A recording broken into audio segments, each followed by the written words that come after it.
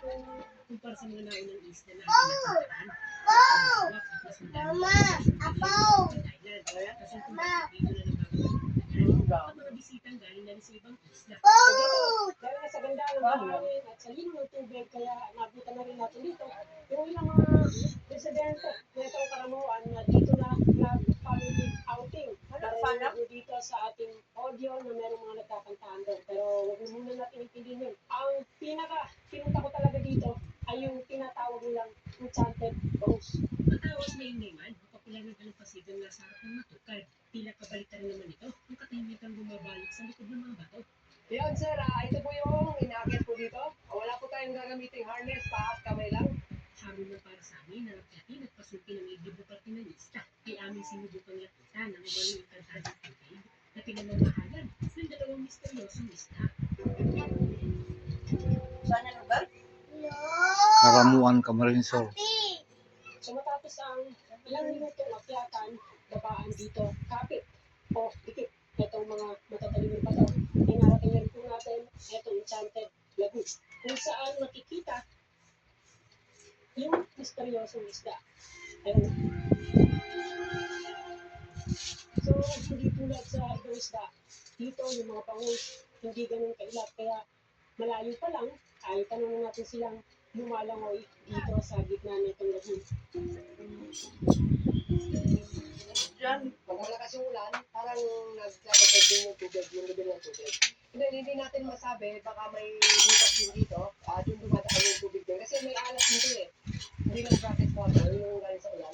O yan, ay pwede na alat to. Pero hindi siya yung maalat ng alat, talagang hindi tulad din sa dagat. Ito, nag-aalo po yung tabang. And then yung alat. Pero hindi lang dito sa isla, kundi maging sa labas ng probinsya, ang iba-ibang bersyon ng kwento tungkol dito sa mga isla na makikita.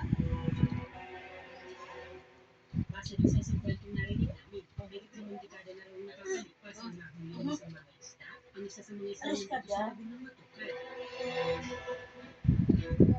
Dahil sa hindi ganun kailap ang mga nakikitang bangus, kaya ganun itong nakawit at inuwi sa kanilang bahay para lutuin. Pinagsaluhan ito ng mag-asawa, kasama na isa nilang anak na nasa isang taong gulang. Malipas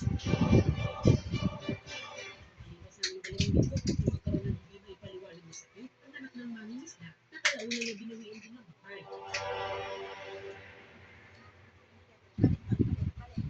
So dahil na sa walang gumagalaw dito sa isla, ay nagtatangkang kainin to. Kaya kung makikita po natin, kung mapapansin po natin, hindi na po biro yung lakit na itong isda. Yung isa dyan, more than 40 years na daw yung tagal dyan. Pero yung isa dyan, yung 2018 lang namin nakita. Kaya medyo pagka siya, mga 7 years pa lang yung isa dyan. Ano yung isda?